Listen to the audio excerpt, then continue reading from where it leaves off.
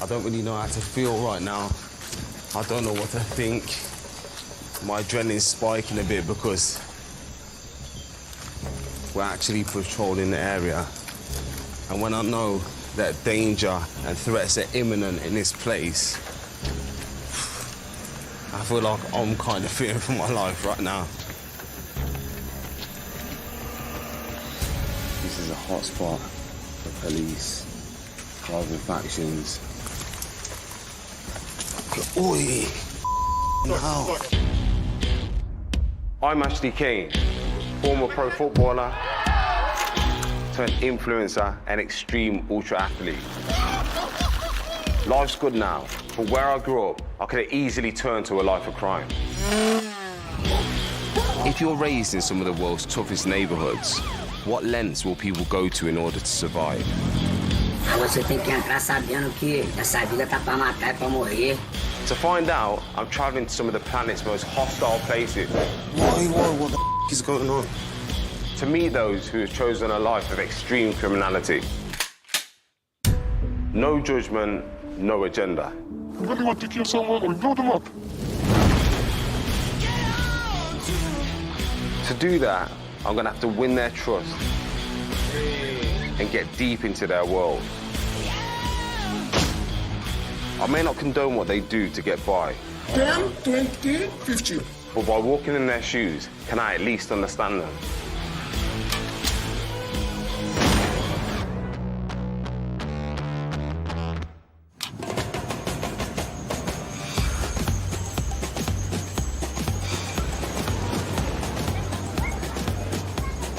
Rio, Brazil, home to beautiful beaches, beautiful women, and the most attractive form of the beautiful game. But there's a deadly dark side to this city of nearly 12 million people. In poor favelas where organised crime groups are at war, every day bullets fly as rival factions fight each other and law enforcement to maintain and expand their drug and extortion empires. This is the harsh reality for many of the 1.7 million people here, around 15% of Metro Rio's population. Favelas developed after the abolition of slavery in 1888, when freed people were forced to create makeshift homes on hillsides on the outskirts of the city. During the cocaine boom in the 80s, cartels started to control these communities as Brazil became the main transit point in South America for drugs bound for Europe and the USA. Today, there are more than 1,300 favelas in metropolitan Rio. In the past 16 years, territory controlled by the organised crime groups in Rio has more than doubled. I want to get under the skin of this city, to understand life in the favelas ruled by violent OCGs and see if young men can escape the grip of cartels or militias. To do that, I need access to the favelas, but it's gonna be dangerous. I'm on the way to meet Adam, an entrepreneur based in Vijagat, which is one of very few tourist-friendly favelas. So for me, it's a good and safe place to start. Adam has been in Brazil for 12 years, living and working in favelas on social programs that help steer young men away from crime. Welcome to Rio, brother. Oh, man. I've marveled over Brazil since being a kid, you know. I've always kind of fantasized about being here. You're in and amongst it, you're immersed in here, you're living in a place where anything could happen. So how did you navigate that in the first place? So I started going and visiting a different favela every single week, and I started creating connections and interviewing everyone I met in the favela. And basically over the last decade, I visited over 150 favelas across Rio. You know, you've been to 150 favelas. Yeah. Which is fucking crazy, by the way. Can you tell me a little bit more, you know, what the favela's like? The favela is almost seen as a place that's subhuman. Life for people in the favela is not easy. You got to worry about, you know, trying to get a job, then you can't get a job because you're black, you know, or you don't have education, or you came from the wrong favela. So when you're living in this constant state of having to try to fight for your existence, fight for your right, you know, fight for your survival, you got to be tough.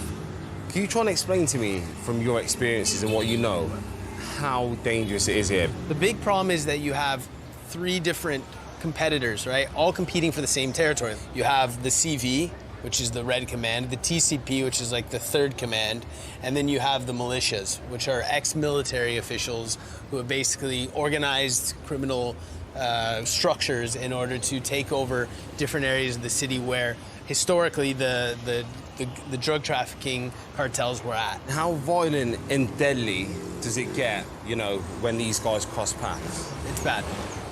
It's war.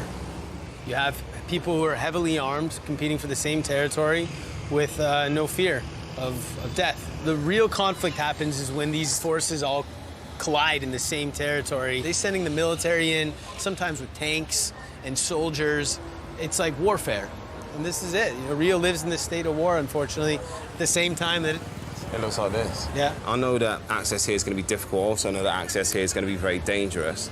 But I feel like I need to have access in the favelas, man. So you have favelas where there is no police.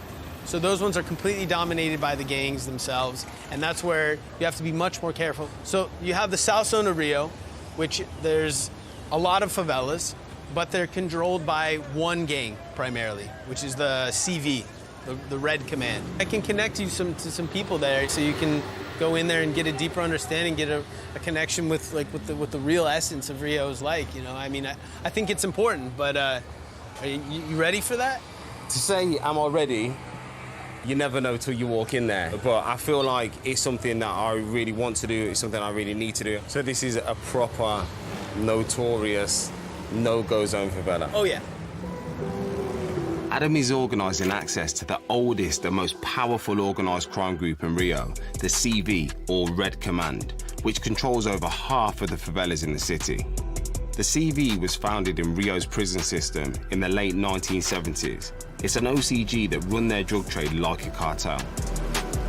I'm hoping that Adam's contact can help me connect with the young men on the inside of this notoriously violent trafficking faction and help me understand why they get involved with cartels. I'm on the way to meet Jordan, who is the owner of a record label, D23, in one of Rio's most dangerous favelas.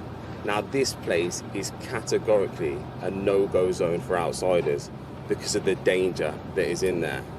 So right at this moment in time, I'm really anxious and my adrenaline is spiking through the roof. I've been told that no documentary teams have been allowed into this favela to film before, so security's gonna be tight and we need to be on guard. So we just arrived at Villa Kennedy. There's a guy with a mask, a gun. I think he's radioing through now, so, you know, we have permission, to carry on going.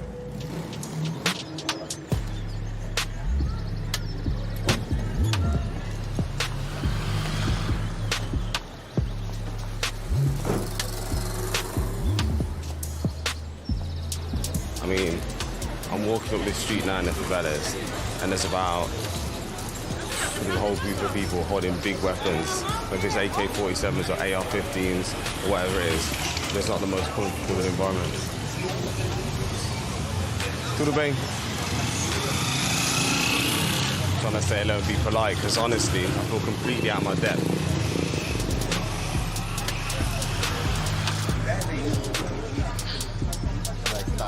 How are you, Jordan, brother? You okay? Nice to meet you. 29-year-old Jordan runs a studio that supports young people here to get into the music industry. I'm hoping he can give me an insight into what life's like growing up in a cartel-controlled favela. É aqui que fica o centro da Vila Kennedy. Aqui é a Vila Kennedy, cara. A única favela que corta os dois lados da Brasil. Passando aquela... Ali tem uma facção rival, a facção que atua. Vira e mexe, tem guerras ali que acontecem entre a facção daqui com a facção do lado de lá. When I walked in, you know, I went through one barricade, AK-47s, another barricade, what looked like AR-15s, AK-47s, and then you're telling me that there's a rival cartel there. How dangerous can it be? Quando tem dias realmente de operação policial ou de alguma guerra que fica difícil de ir e vir. E realmente há um perigo muito grande quando acontece esses dias e já sobrou muito para pessoas que não tem nada a ver com o crime, ou com a polícia, ou com a facção rival. It turns out Jordan's pretty well connected when it comes to the cartel. His dad is the prominent CV boss of this favela. As I stand here, you're surrounded by potential threats, danger, and also that criminality. But meeting you, you're obviously doing something different, so I'm really interested to understand your story. Eu tenho pai que ele é envolvido no crime, mesmo antes de eu nascer. E praticamente todos os roteiros que me levavam a estar nessa vida e que, graças a Deus, eu consegui dar um contorno nisso. Né? Eu trilhei outros caminhos e vim pro lado da música, que, graças a Deus, muita gente me olhava e já lidava isso como um herdeiro do crime.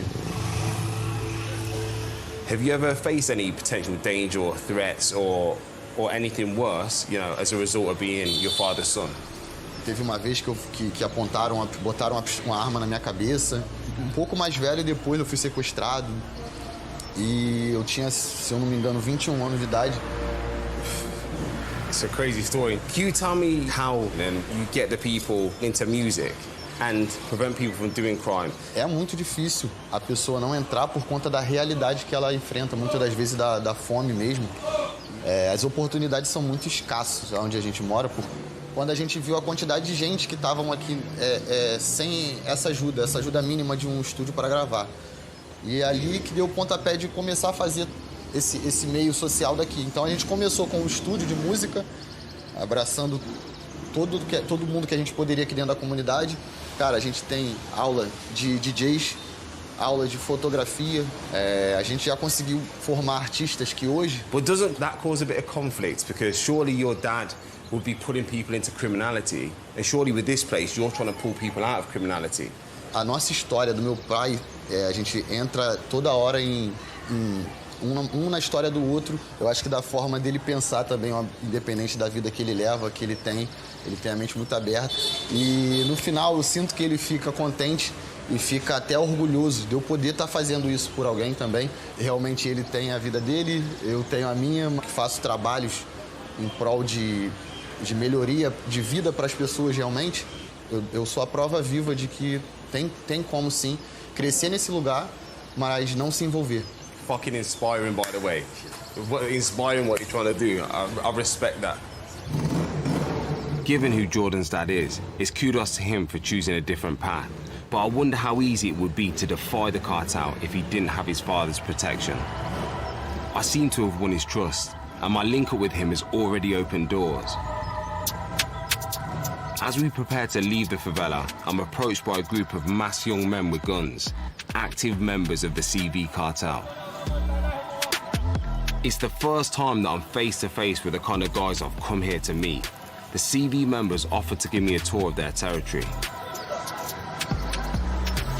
As I walked out, I got approached by all these guys. I chose to be respectful. Even though they were with guns, I wasn't scared. And they've invited me to jump on the back of these bikes. Now I got told to do as I get told when I come into the favelas. So I can't turn this opportunity down. What is going on? On the back of bikes with AR-15s, AK-47s. Oh my God. Ashley Cain, you are a madman.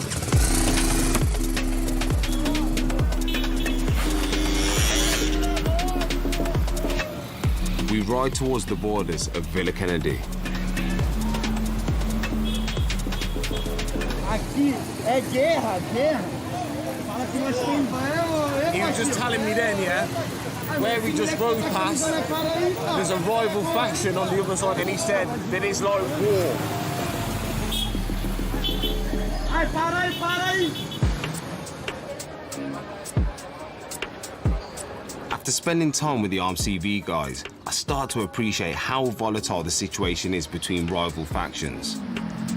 Favelas, especially those from post-slavery settlements, face poor education, high unemployment, and lack of long-term investment. The Brazilian government's failure to invest in education, healthcare, and infrastructure traps communities in poverty. Ineffective policies and underfunded schools perpetuate inequality, leaving youngsters vulnerable to crime and exploitation. The cartels have an iron grip in these areas, and the most lucrative way for young men to earn cash is through the drugs trade, known in the favelas as the traffic.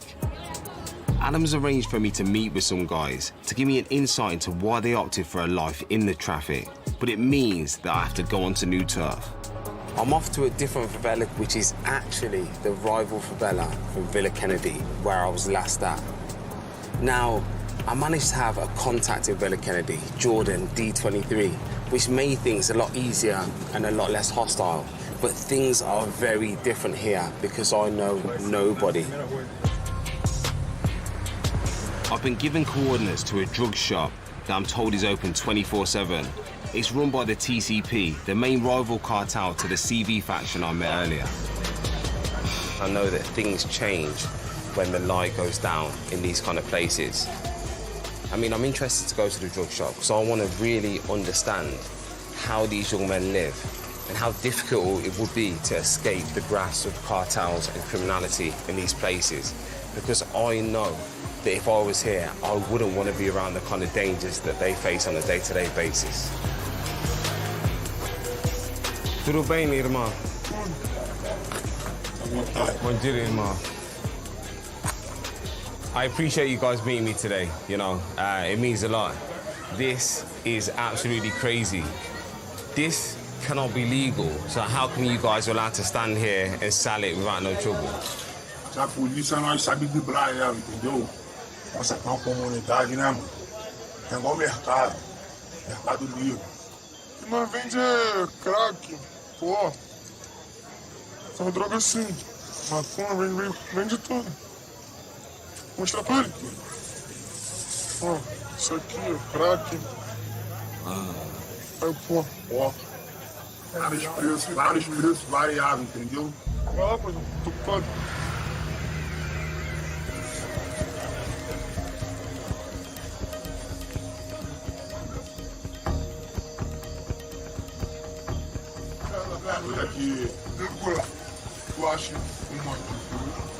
As I was talking to these guys, there's a sale of drugs going down right now. These guys aren't stopping business for anything.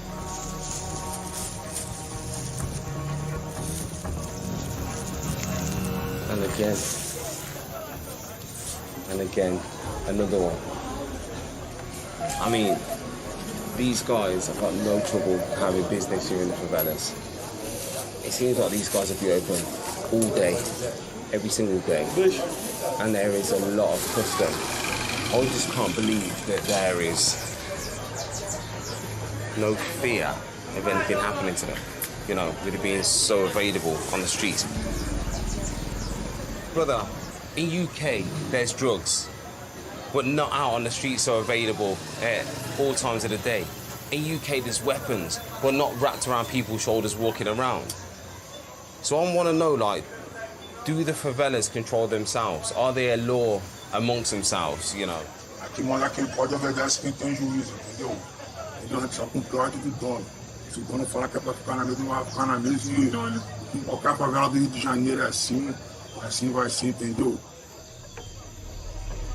Pode vir um comando vermelho qualquer momento, qualquer hora que nós vai lutar e vai guerrear, o tiro vai comer, a bala vai cantar. At what age do people start doing what you're doing now? De 13. Olha, aí vamos fazer a tua escolha nessa vida. Mas você tem que entrar sabendo que essa vida tá pra matar e pra morrer. Então cada tem o direito de escolha. I'm about to have my third child yet, and I'm trying to do everything in my life to stay as safe as I possibly can so I can be around for my children. Surely there's got to be some alternatives to make money to keep you guys safer and to keep your kids safer. Cada tem filho, tem família. Nós temos que levar o sustento. Se o governo não abrir, quando eu digo governo, é as empresas que não dão um trabalho, não dão uma condição, então, entendeu? Sabe, vou abraçar. A gente não quer nada disso para os nossos filhos, entendeu? Então nós vamos vender para buscar sustento para a nossa família, entendeu? Se o Estado não abre a porta, o prato tá abraço, então...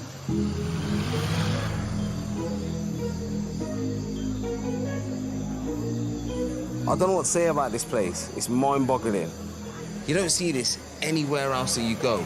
24/7 drug shops. People walking around in the streets with guns, Fearless in the face of death, yet loving and welcoming to a stranger like me. I don't think I'll ever truly be able to understand what goes on here in the favelas in Brazil, but I'm trying to get an idea. And knowing how dangerous every day can be on these streets here is absolutely insane. Brazil is a key hub for drug trafficking, with crime groups importing cocaine from Colombia, Peru, and Bolivia, and marijuana from Paraguay. High domestic use and international demand fuel violence in the favelas. The war between TCP and CV has been raging since the 90s, escalating in recent years as both groups fight to expand their territories and control the lucrative drug market. I want to experience life on the front line of the battle between the warring cartels and understand its impact on the young men caught in it. My visit to a drug shop has opened doors with the TCP cartel, and they've allowed me to meet TikTok, a 20-year-old lookout. His job is to patrol the favela and watch for rival factions stepping on TCP's turf. This is my first chance to spend time with a young man on the front line and understand why he's under the cartel's grip. Tudo bem, irmão? Mano, boa noite. Good to see you, man.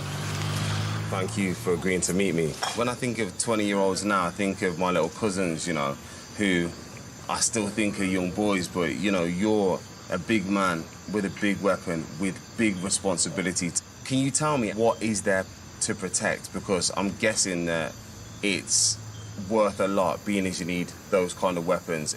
Para defender a facção, porque conforme eu tô aqui, no tráfico todo mundo tem uma função, eu faço a segurança. Então, de certa forma, isso daqui é para a segurança de todo mundo. What would you say was the main reason why you joined the cartel? Quando eu tinha 15 para 16 anos, eu comecei a parar perto de certas companhias. Quando meu pai me botou para fora de casa, né? E a partir do ponto ali que eu já não estava ligando mais para nada. E foi nessa época que eu já comecei a virar vapor. No caso, comecei a vender nas lojas. Nessa época que eu pude falar assim, agora eu sou da facção. Dependendo só de mim mesmo. Não espero nada de ninguém. I'm guessing that this is where you live now, but is this where you grew up, you know, when you lived with your family as well? Não fui nascido na favela. Nasci num bairro mais nobre, onde não tinha tráfico, não tinha nada desse tipo. You kind of shocked me there by telling me that you grew up in a relatively middle-class neighborhood. How much do you get paid to do this job? R$500 na quinzena. Fucking hell, man. £70 every fortnight to do this. It's absolutely crazy. Tu tá pensando assim, só R$500. Mas uma hora ou outra o jogo pode virar, a gente pode estar lá em cima, a gente pode ganhar uma condição. A gente já entra no crime na ambição de crescer, no caso, também, né? Ter oportunidade. TikTok, can you tell me, are you prepared to kill? Todo mundo que tá na vida do crime tá preparado pra matar e pra morrer, chefe. Have you ever killed anyone? Sim. Mas é algo que, tipo assim, não quero entrar no assunto. Não. Prefiro não comentar. Okay, that's completely fine. I can't believe that TikTok is prepared to kill or be killed for 35 quid a week just to potentially move up the cartel hierarchy. My questions about killing changes the mood with TikTok, but I'm keen to stay with him as he starts his shift to check if the police or any rival factions have infiltrated TCP turf. I just want to kind of see a little bit more about what you do, you know, when you patrol and have a look around. Is that okay with you? Lógico, vamos conhecer a comunidade.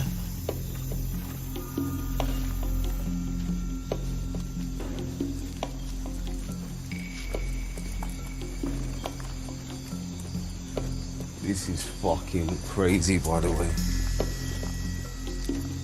I don't really know how to feel right now. I don't know what to think. My adrenaline's spiking a bit because we're actually patrolling the area. And when I know that danger and threats are imminent in this place,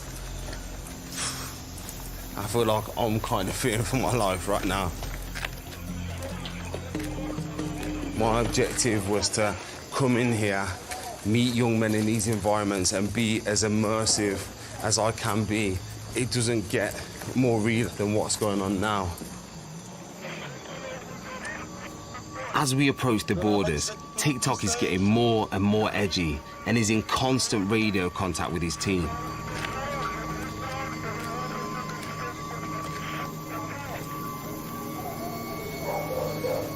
At home in the UK, they play Call of Duty. Out here in the favelas in Brazil, they do this shit for real. Aqui já é a entrada da favela. Ali já é pista, fala pra ele. Ali já passa a polícia, fala pra ele aí, pai. TikTok spots a police patrol in the distance. Rio's police are known to shoot first and ask questions later. This is a hot spot for police, rival factions. It's a danger zone right here.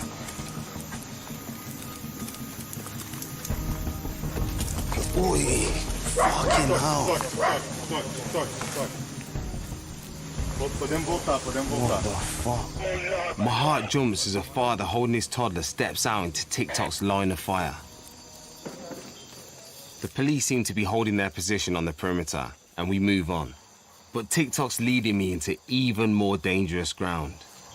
Ali já é fora da favela. É fora do meu território.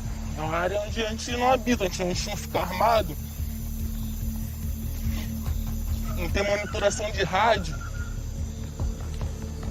Então é uma área vulnerável.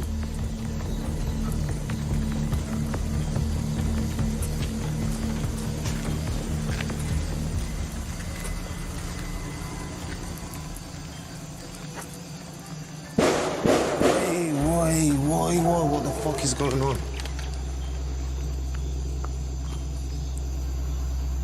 There's gunshots that went off then. I don't even know where we should follow now. Pra falar vai que eu vou, hein? TikTok. Oh, he's here. I'm gonna get beyond this wall now. It's an open space. He said that this is a very vulnerable area, and we've heard gunshots go off. I think it's best that we stay behind this bricks and this steel. This is, gang, this is fucking real. I don't feel too comfortable at the minute, if I'm honest. People die in these places every single day. This ain't a fucking game. This ain't pretend. This is real life. Na escuta aí, na escuta. Deu uma batida aqui na beira das favelas, meus amigos. Correto, vou voltar pra lá. TikTok, you all good? Tá tudo bem, TikTok? Aham. Aí tem que voltar pra lá também, que tipo assim. We're ordered back into the favela for our own safety.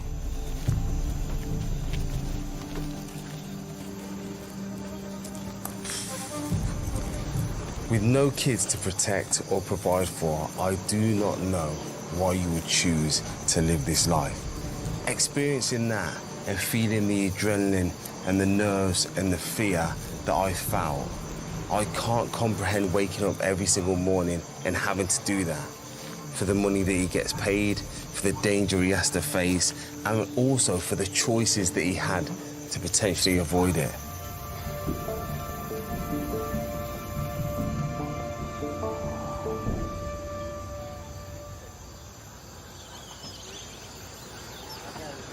It's mad how even a middle-class kid like TikTok can get drawn into the cartels.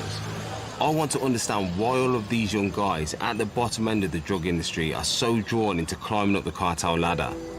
TikTok's a foot soldier, putting his life on the line to protect the multi-million-dollar drug trade that operates openly within the favela. It's dealing on an industrial scale. I want to get inside one of these operations and get access to the bosses controlling the traffic. I need to see the workings of these OCGs to really understand their pull. My new TCP contacts have reached out to one of their stash house managers who's willing to meet. All I've been told is that the manager is known as Juno.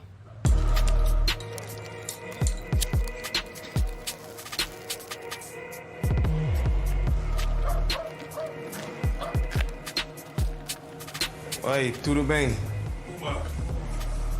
Bom dia, irmão. Bom dia, irmão. Bom dia, irmão. Bom dia, irmão. Please, may I sit down?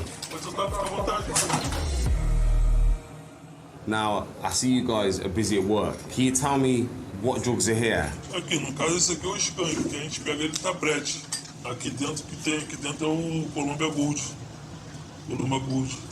No caso, é o mais famosinho, é o Columbia Gold, tá ligado? And can you tell me, like, how much weight of this skunk did you start with today? And how many vials do you need to pack out? 4 quilos por dia. Por dia, trabalha 4 quilos aqui. Mais ou menos 3 mil potinhos desse aqui a gente usa. Pra trabalhar esses 4 quilos. 3 mil potinhos. A gente finaliza o dia. Well, so 4 kilos a day and 3,000 vials. That is absolutely insane. So, how long did it take you to pack out 3,000 vials? 12 horas por dia. Rotina, todo dia. Só um dia de folga na semana, muito mal. Porque não pode parar. Wow, you literally are grafters. Tudo certinho. Aqui é igual uma firma de trabalho também, tem que ser tudo certinho. Verdadeiro crime organizado é aqui.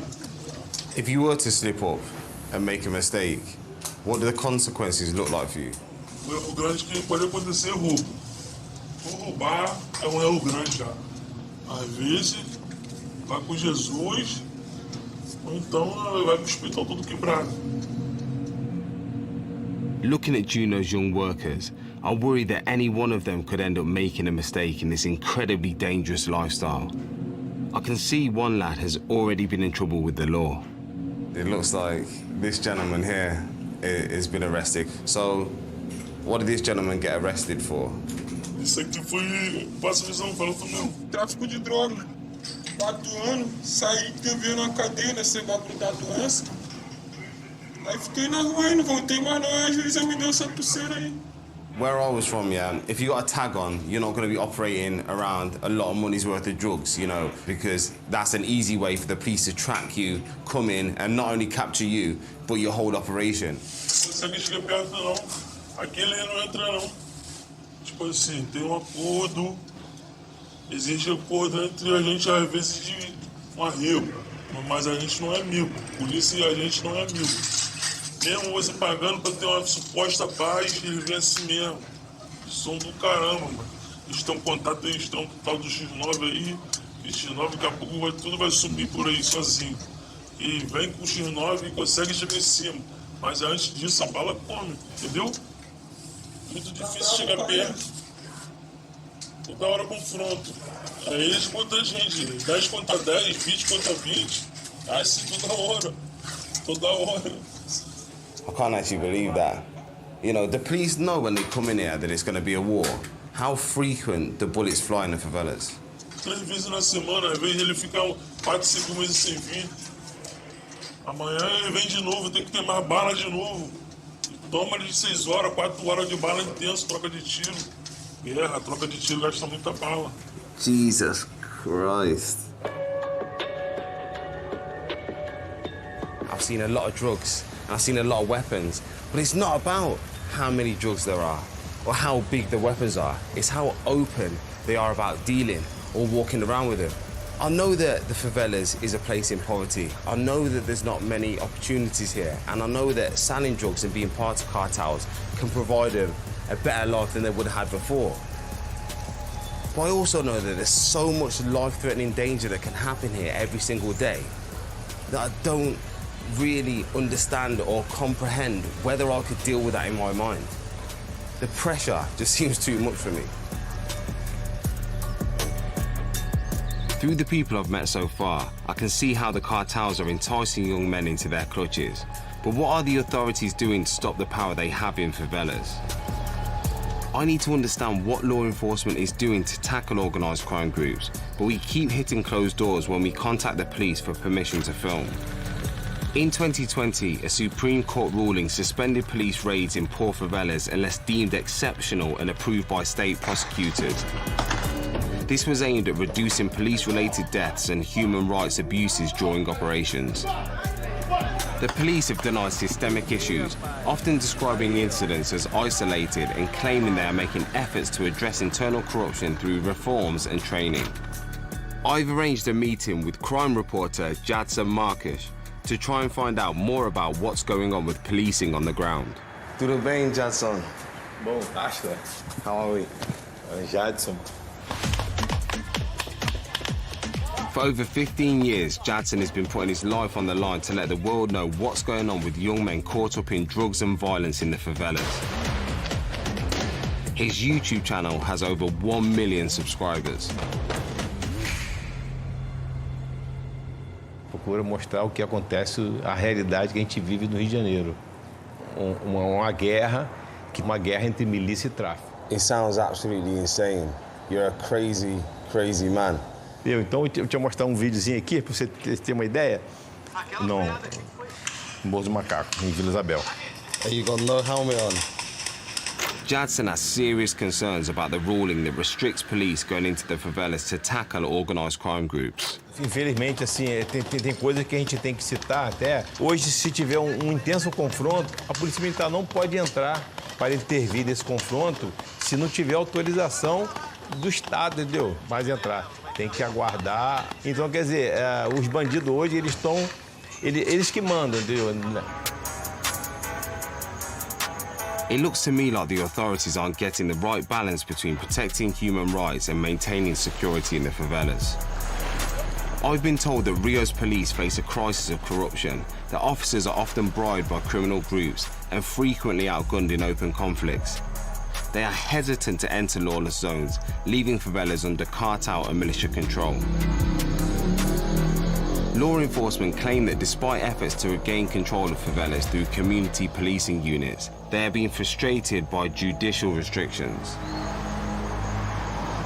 It seems a lack of institutional and political will to address the issues is helping OCGs to expand across Rio.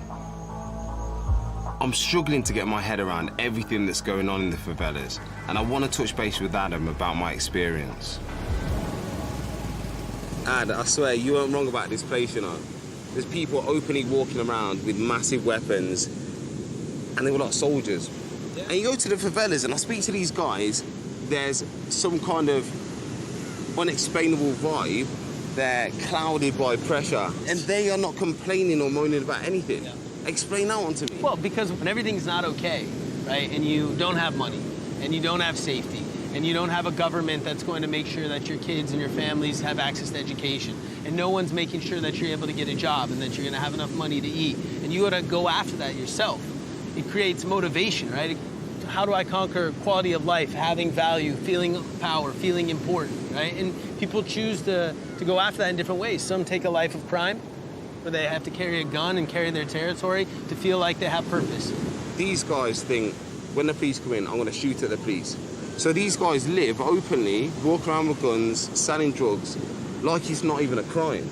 And that's what made it to me like no other place in the world, how open criminality is and how communities don't even necessarily see it as a bad thing. This is the issue that's facing Rio right now, is like, how does it move forward as a city, and how do we bring in solutions to bring justice and peace when you have three very powerful entities competing for land and disputes in different areas, in different favelas? Well, what would you say that is? I mean, give me one solution.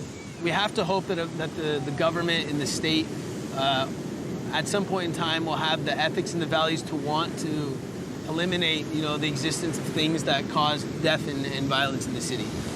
I've met CB, I've met TCP, but I haven't managed to meet the militia yet. Do you know much about the militia?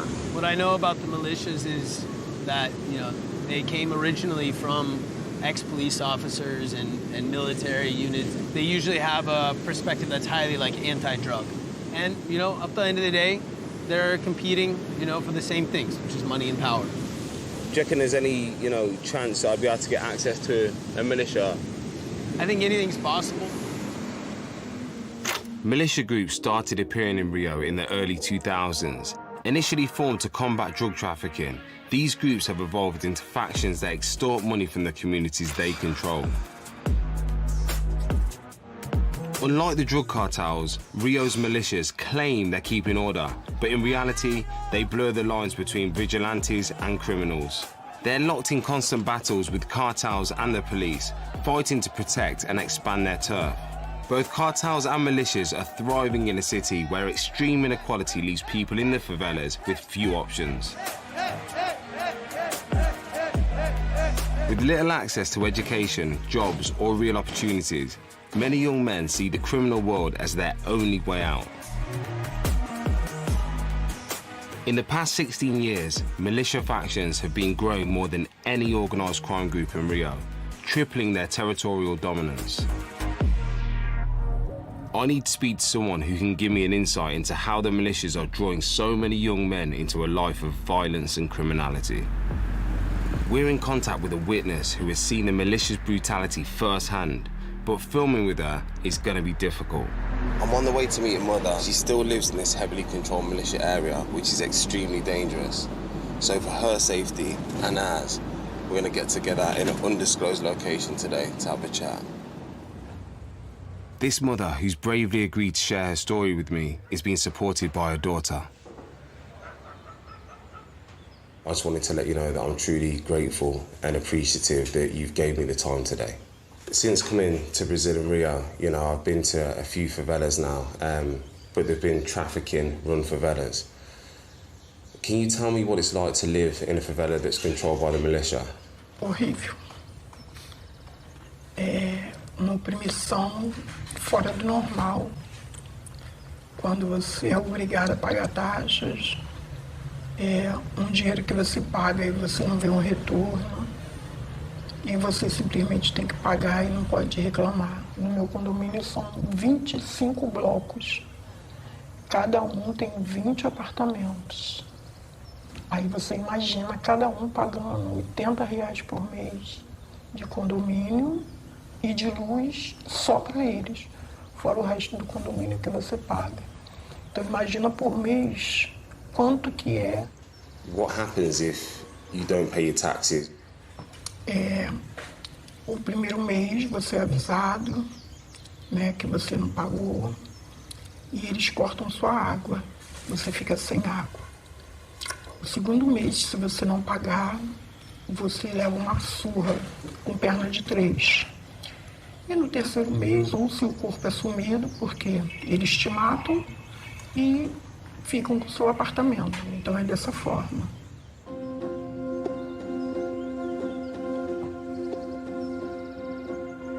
It's completely inhuman.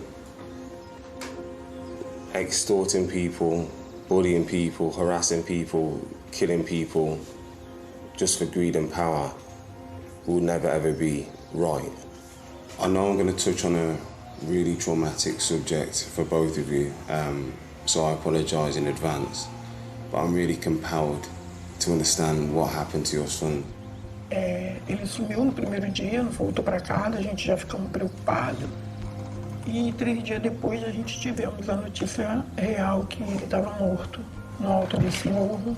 Ele foi morto porque ele transitava entre a comunidade do tráfico e a comunidade das milícias. E mataram ele. A única coisa que eu queria era enterrar o meu filho. Depois de 3 meses e 11 dias, e subimos. Uma das pessoas responsáveis pelo assassinato dele estava lá em cima esperando a gente. E quando a gente chegamos no alto do morro, essa pessoa disse: o seu filho que você quer? E ele assim com os braços, ele está aí. Aí a gente desceu um pouquinho a ribanceira e achamos ele queimado. A roupa dele não queimou toda. Então eu peguei os pedaços de roupa dele que sobrou e botamos dentro da sacola. E numa dessas ele levou um tiro na cabeça. Achamos só os ossos dele.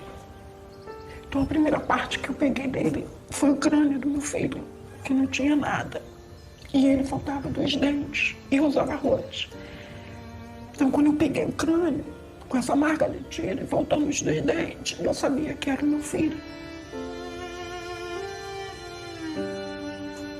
My heart really hurts for you, and I'm incredibly sorry. I've never heard a story quite like it, and the impact of hearing it is heartbreaking.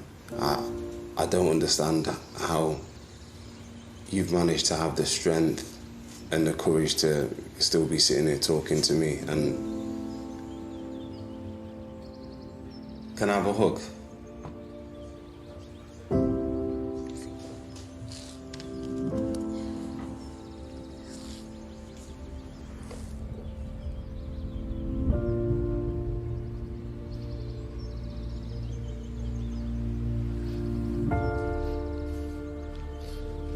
Come on, Mama.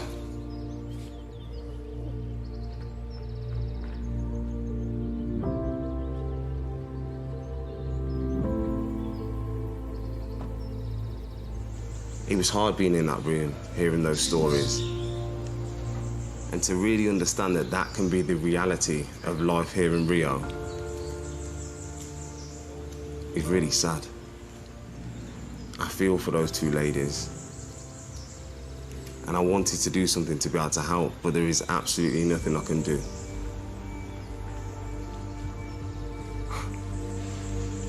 Life is just not fair for some people. Simple as that.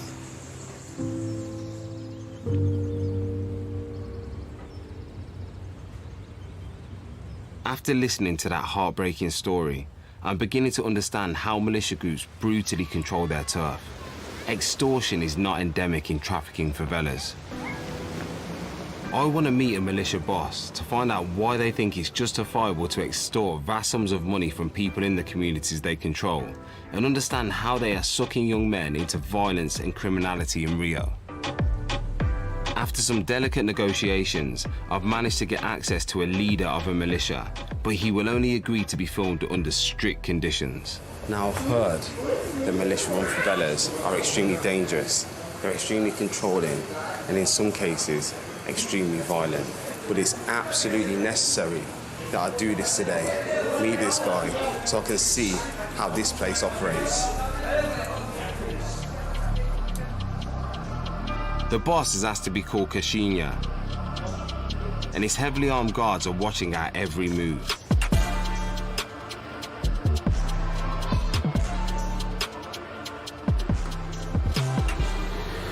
How do you run this place? I'm aware that, you know, in a lot of these favelas, you know, people are taxed, you know, to live, for their water, for their electricity, for their cooking.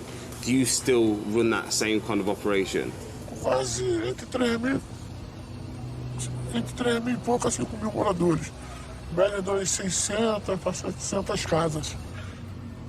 E pra gente ter um lugar tranquilo, a gente tem que manter. E para manter, todo mundo aqui tem família. Para tu manter uma comunidade, você precisa ter uma segurança. E para ter a segurança, você tem que cobrar. Entendeu? Em todo lugar assim, se o Estado, se o governo desse a segurança, não existiria a milícia. A gente vive uma milícia aqui, raiz, uma milícia que não aceita tráfico, uma milícia que não aceita roubo, abuso com menores. A gente não aceita, mas que a prioridade seja o morador. E se o morador precisa, a gente paga, eles pagam a segurança e a gente paga com a nossa vida. Porque para proteger uma comunidade, quem sai para matar leva o corpo para morrer. Entendeu? Não tem pra onde correr. É uma troca. Entendeu? O Estado não dá proteção, a gente é obrigado a fazer o que eles não fazem. Who would you say your main threat is? Who are you protecting the people from? Em geral, as facções, milícias, e seja quem for que tentar vir aqui, eles vão encontrar. Agora, quem vier vai encontrar. Quem vier, pode ter certeza. Só vai abandonar depois de estiver no caixão, ninguém corre. Qualquer facção, seja ela milícia, seja ela tráfico, seja ela polícia, então não pode vir outra. When your mic pack was getting put on today, I seen this scar there. And I'm guessing with how colourful your life is, that wasn't from a routine operation. It looked like it could have been from a knife or a gun. Um cheiro de fuzil.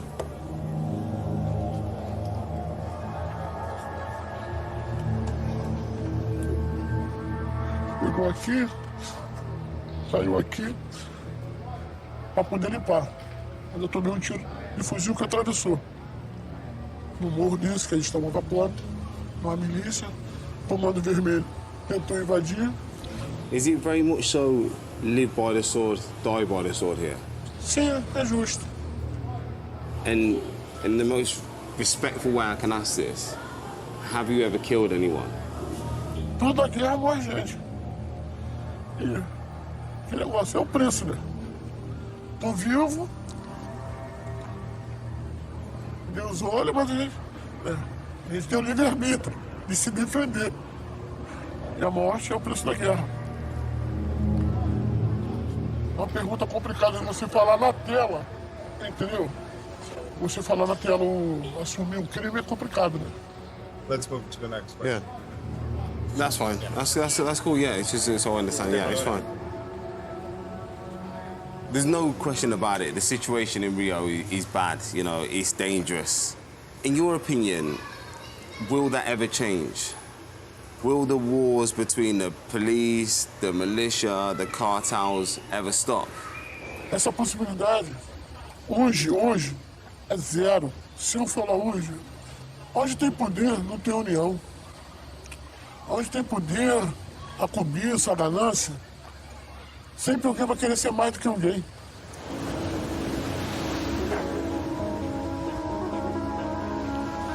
Spending time with Kishinya really drives home how ruthless the bosses of Rio's organised crime groups, whether militias or drug cartels, must be to defend their territory and hold on to power.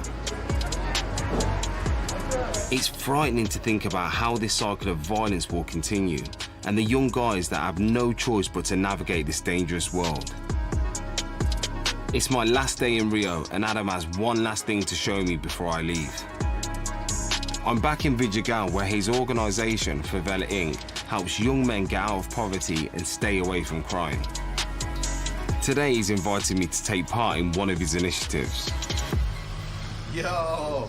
What's up, Don? Good to see you again, brother. Hey, man. Welcome back. Now I want to show you guys the cocktail school that we have here that's training youth from the favela and helping them get jobs so that they can have a better life. You want to check it out? Mate, that seems right up my street. I'm all for, you know, seeing projects that can have a positive impact on people, and especially when they involve alcohol. Yeah. I feel like I need Yeah, that. let's go. Do we get Let's to go. try as well? Of course, of course. Okay, of course. awesome. Cachaça, whiskey, you know, you're gonna have to choose. Hey, tudo bem? This is Anderson. Lovely to meet you. This guy, Hugo, he's born and raised in the favela, and he's one of the students in the school. I think he wants to invite you to join him in the school so you can learn a little about what they do and learn to make a drink with the professor himself.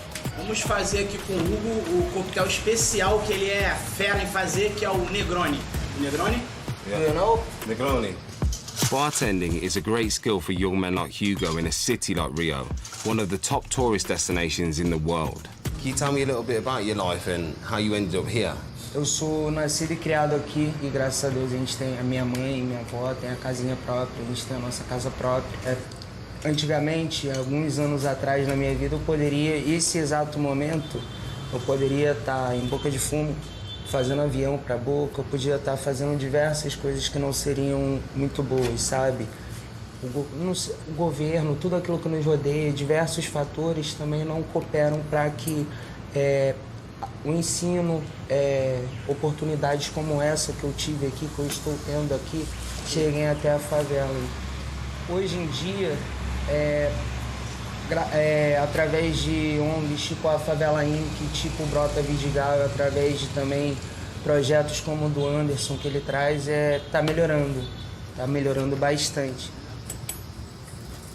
I've always dreamt of coming to Brazil, and it didn't disappoint. It's one of the most beautiful places in the world. However, I didn't realise the extreme danger that's here and some of the conditions that people have to live and survive in on a day-to-day basis, and I sympathise with that and have compassion for that. but it also created an amazing resilience amongst the people. This is our life. On keep surviving and be the better to yourself. To can be better to the all things around us. Yeah. I'm so blessed to receive him. Do you know, if I can say one thing to you, yeah, you know, you've already made the hardest step that you're ever going to make. That's already been done by being here and doing what you're doing. And I had to come here to try and put myself in the young men's shoes that live here in the favelas, to think, you know, is it possible for them to escape the grasps of the trafficking, of the militia, and maybe whether I could do it. And I feel truly blessed after my experience. On my final day, I can meet someone like you who is actually doing it. You got this. You got this, bro. You got this, bro. Listen. You have a couple of people that believe in you, man. And you're going to something great, man. Rio de Janeiro is a city of extremes. Stunningly beautiful and deeply dangerous. It's a lawless, relentless environment where survival seems like the only option. I came here to understand what life is like for young men in communities controlled by organised crime groups, responsible for so much death and destruction in the favelas. I think with a failing policing system and little government support in poor favelas, the constant battle against lawlessness is overwhelming. And it's easy to see why so many young guys get trapped in a cycle of drugs and violence. But meeting people like Hugo has shown me there is hope. Negroni.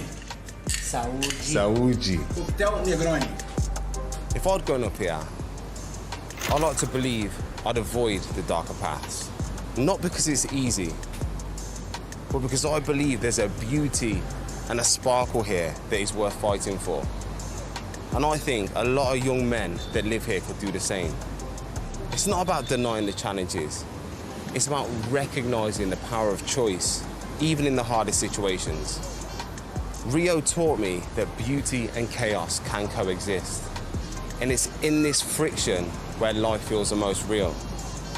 So for that, I'll be forever grateful for this city, the favelas, and its people. Obrigado.